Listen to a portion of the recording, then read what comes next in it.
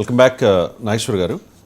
Sir, వైసీపీని ఆదిలోనే తుంచేయడానికి కాంగ్రెస్తో జతకట్టి చంద్రబాబు కుట్ర పన్నారు. ఇప్పుడు షర్మిల కాంగ్రెస్లో చేరడంలో కూడా చంద్రబాబు కుట్ర ఉంది అని చెప్పి సజ్జల రామకృష్ణారెడ్డి కామెంట్ చేశారు. సార్, షర్మిల కాంగ్రెస్లో చేరడంతో ఇప్పుడు ఇది వైసీపీ టీడీపీల మధ్య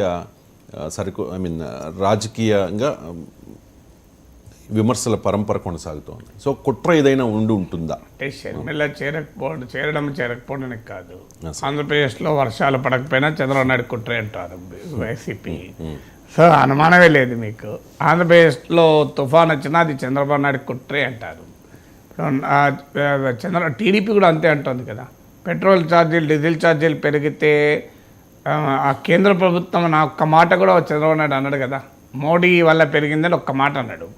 అది జగన్ వల్లనే పెరిగింది అంటాడు. అందరికీ తెలుసు కేంద్ర ప్రభుత్వమే ఎక్కువ పెంచింది అని. కానీ బట్ అన్నారు కదా, ప్రత్యేక హోదా రావడం లేదు. మోడీని అంటాడా చంద్రబాబు అన్నాడు కదా, జగన్ ప్రత్యేక హోదా తేవడంలో విఫలమయ్యాడు అంటారు. విశాఖ స్టీల్ ప్లాంట్ మోడీ ప్రభుత్వం ప్రైవేటీకరిస్తుంది. చంద్రబాబు నాయుడు మోడీని ఒక్క మాట అంటాడు అన్నాడు. జగన్మోహన్ రెడ్డి ప్రైవేటీకరణను ఆపలేకపోతున్నాడు అంటారు. అందువల్ల వైసీపీ అయినా టీడీపీ అయినా ప్రతి దానికి ఒకరికొరు అనుకోవడమే తప్ప ఇంకో అనరు. మీరు వైసీపీ అన్నది బీజేపీని, టీడీపీ అన్నది బీజేపీని. సో ఎందుకు అంటే ఆంధ్రప్రదేశ్ రాజకీయమే రెండు పార్టీలు, ఇద్దరు వ్యక్తులు, ఇంకా పచ్చిగా చెప్పాలంటే రెండు కులాల మధ్య చీలిపోయి ఆ స్థాయికి వచ్చింది కనుక ఏది జరిగినా, నేను చెప్పినట్లు మీకు ఆంధ్రప్రదేశ్లో తుఫాను వచ్చినా కూడా అది చంద్రబాబు కుట్ర అనే జగన్ అంటారు, అది వైసీపీ అంటుంది. అందువల్ల అందులో షర్మిల చేరడం, షర్మిలను విమర్శించలేరు, పర్సనల్ ఎంబరాస్మెంటు. షర్మిలను విమర్శించడానికి చాలా కాషియస్గా వెళ్ళాల్సి ఉంటుంది. ఎందుకంటే ఆమె ఏం మాట్లాడినా దాని ప్రకంపనలు ఎక్కడో ఉంటాయి. అందువల్ల ఆచితూచి షర్మిల పట్ల వైసీపీ నేతలు స్పందించాల్సి ఉంటుంది. మరి షర్మిలను అనలేరన్నప్పుడు ఎవరిని అనాలి? కాంగ్రెస్ను అనలేరు. ఎందుకంటే ఆ పార్టీలోకి షర్మిల వస్తానంటే కాంగ్రెస్ ఎందుకు కాదంటుంది. అందువల్ల అయినా కాంగ్రెస్ వైసీపీకి పెద్ద ప్రత్యర్థే కాదు, 1% ఓట్లు ఉన్నారు. అందువల్ల వైసీపీ కనుక కాంగ్రెస్ని టార్గెట్ చేస్తే కాంగ్రెస్ నెత్తిపైన పాలు పోసినట్లే, కాంగ్రెస్ పార్టీకి అడ్వాంటేజ్. అందువల్ల తమ ప్రధాన ప్రత్యర్థి అయిన టీడీపీనే టార్గెట్ చేస్తుంది. అందువల్ల అందులో షర్మిల ఇటీవల లోకేష్కు క్రిస్మస్ గిఫ్ట్ పంపడము, ఈ రకమైన పరిణామాలు కూడా జరగడము సజ్జల రామకృష్ణారెడ్డి వివరించారు. ఇంకా బ్రదర్ అనిల్ పలానా కలిశారు, ఇవన్నీ కాకతాళీయం కాదు, పలానా వారి విమానంలోనే వెళ్ళారు, సీఎం రమేష్ విమానంలో వెళ్ళారు, ఇలాంటివన్నీ కూడా అన్నట్లు పత్రికల్లో మీడియాలో చదివాను. సో అందువల్ల షర్మిలను టార్గెట్ చేయలేరు కనుక, కాంగ్రెస్ను టార్గెట్ చేస్తే రాజకీయ ప్రయోజనం ఉండదు కనుక అన్నిటికీ చంద్రబాబు నాయుడుని టార్గెట్ చేస్తారు. చంద్రబాబు నాయుడు చెప్పితే షర్మిల కాంగ్రెస్లో వెళ్తుందా? చంద్రబాబు నాయుడు చెప్పినందుకే షర్మిలకు రాజకీయంగా ఏ పాత్ర జగన్ ఇవ్వలేదా? జగన్మోహన్ రెడ్డి కనుక పొలిటికల్గా ఆమెకు సరైన గుర్తింపు ఇచ్చుంటే, అసలు ఆ కుటుంబంలో తగాదాలే లేకపోతే చంద్రబాబు నాయుడు ఏం చేయగలుగుతాడు? ఎప్పుడు కూడా కోడి గుడ్డు పొదుగుతుంది, కానీ పొదుగితే పిల్ల రాదు. లోపల తెల్లసొన పచ్చసొన ఉంటేనే వస్తుంది. తెల్లసొన పచ్చసొన లేకుండా నువ్వు ఎంత పొదిగినా కోడి గుడ్డు నుంచి ఏమీ రాదు.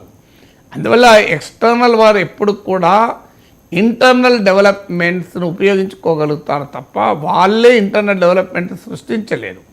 అందువల్ల జగన్మోహన్ రెడ్డి షర్మిల మధ్య విభేదాలు వచ్చినప్పుడు, ఆ విభేదాల ఫలితంగా షర్మిల వైఎస్ఆర్ కాంగ్రెస్ దూరమైనప్పుడు తెలుగుదేశం పార్టీ ఉపయోగించుకోదు అని నేను అన్నాను. తప్పనిసరిగా ఉపయోగించుకుంటారు. తెలుగుదేశంలో ఏమైనా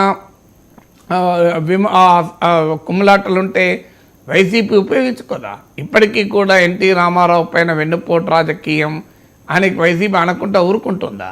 ఈవెన్ జూనియర్ ఎన్టీఆర్ ప్రస్తావన కూడా వైసీపీ అడపాదడపా తెస్తుంది కదా. సో అందువల్ల ఎవరైనా తమ ప్రత్యర్థి శిబిరంలో జరిగే పరిణామాలు తమకు అనుకూలంగా ఉన్నప్పుడు వాటిని ఉపయోగించుకుంటారు. అందువల్ల అందులో జగన్మోహన్ రెడ్డి కుటుంబంలోనే కొన్ని పరిణామాలు తమకు సానుకూలంగా ఉన్నప్పుడు ప్రతిపక్షంలో ఉన్న తెలుగుదేశం ఎందుకు ఉపయోగించుకోదు? కానీ తెలుగుదేశం వలన, చంద్రబాబు నాయుడు వల్లనే షర్మిల జగన్కు దూరం అయ్యారు అంటే జగన్ వదిలిన బాణం అంటూ బయలుదేరిన షర్మిల జగన్ పైకే బాణం కావడానికి చంద్రబాబు కారణం అంటే అది అంగీకరించలేము. ఒక్కసారి జగన్ కుటుంబంలో ఆ వివిధ రకాల రాజకీయేతర తగాదాలు వచ్చినప్పుడు ప్రత్యర్థులు దాన్ని తమకు అనుకూలంగా మలుచుకోవడానికి ఎప్పుడైనా ఉపయోగించుకుంటారు. అలా ఉపయోగించుకోవడం నేరం కూడా కాదు రాజకీయాల్లో, ఎవరైనా అంతే కదా. రాజకీయం ఒక యుద్ధం లాంటి, యుద్ధంలో తమ బలాన్ని పెంచుకోవడమే కాదు, ప్రత్యర్థి బలాన్ని తగ్గించడం కూడా ఒక వ్యూహం అవుతుంది కదా. రైట్ సార్, ఈ షర్మిల ఎపిసోడ్లో మళ్ళీ వైఎస్ఆర్ మరణం వ్యవహారం తెర మీదకి వచ్చింది సార్. ఈ వైఎస్ఆర్ ది హత్య కావాలని కుట్ర పని చేశారని చెప్పి రకరకాలుగా గతంలో కామెంట్ చేసిన వాళ్ళు ఇప్పుడు మళ్ళీ అదే రేస్ చేస్తూ ఉన్నారు. సో వైఎస్ఆర్ మరణం చుట్టూ జరుగుతున్న ఈ సరికొత్త రాజకీయం గురించి ఇప్పుడు జగన్మోహన్ రెడ్డి అధికారంలోకి వచ్చి దగ్గర 5 ఏళ్ళు అవుతుంది. మరి రాజశేఖర్ రెడ్డి హత్యకు కనుక జరిగి ఉంటే, రాజశేఖర్ రెడ్డి మరణం సహజ మరణం కాకపోతే ఇంతవరకు జ్యుడిషియల్ ఎంక్వైరీ ఎందుకు వేయలేదు?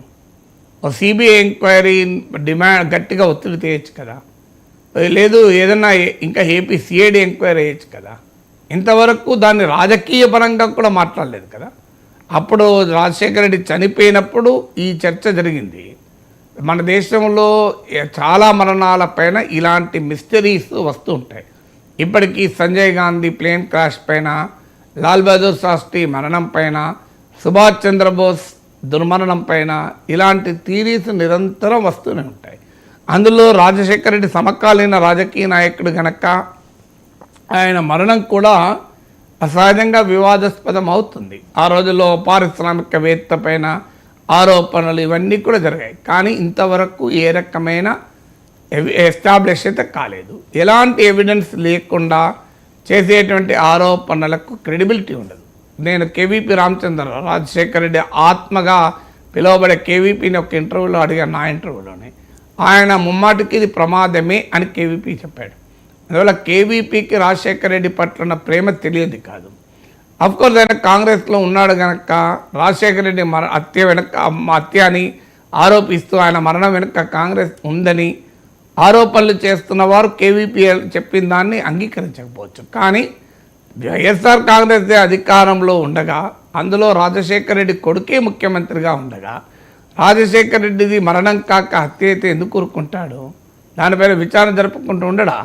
ఇప్పుడు ఇలాగే వివేకానంద రెడ్డి హత్య అప్పుడు కూడా చంద్రబాబు నాయుడు పైన, లోకేష్ పైన ఆరోపణలు చేశారు జగన్మోహన్ రెడ్డి ప్రతిపక్ష నేతగా. ఏం జరిగింది? ఇంతవరకు చంద్రబాబు నాయుడు లోకేష్ పైన అధికారంలోకి వచ్చిన తర్వాత ఏమైనా ఎస్టాబ్లిష్ చేసిందో వైఎస్ఆర్ కాంగ్రెస్. పైగా జగన్మోహన్ రెడ్డి కుటుంబము ఎక్స్టెండెడ్ ఫ్యామిలీలో భాగమైన అవినాష్ రెడ్డి పైన చుట్టూ బిగుస్తుంది కదా. సో అందువల్ల అవినాష్ రెడ్డి, భాస్కర్ రెడ్డి పైన కేసులు నడుస్తున్నాయి తప్ప చంద్రబాబు నాయుడు పైన, లోకేష్ పైన ఎవరు కేసులు పెట్టలేదు కదా. అందువల్ల ఆ రోజు ఎన్నికల్లో మా బాబాయిని చంపారు అని చెప్పి పెద్ద ఎత్తున రాజకీయంగా ఉపయోగించారు కదా. ఆ తర్వాత జగన్మోహన్ రెడ్డి పైనే హత్యా ప్రయత్నం అంటూ దాని టీడీపీ భాషలో చెప్పాలంటే కోడికత్తి అని. సో దాని విషయంలో కూడా ఏమీ తేల్చలేదు కదా. అందువల్ల 3 ఉదాహరణలు 2 ఉన్నాయి. ఒకటి సాక్షాత్తు జగన్మోహన్ రెడ్డి పైన జరిగిన దాడినే 5 ఏళ్లలో ఏమీ తేల్చలేదు. వివేకానంద రెడ్డి హత్య విషయంలో ఏమీ తేల్చలేదు.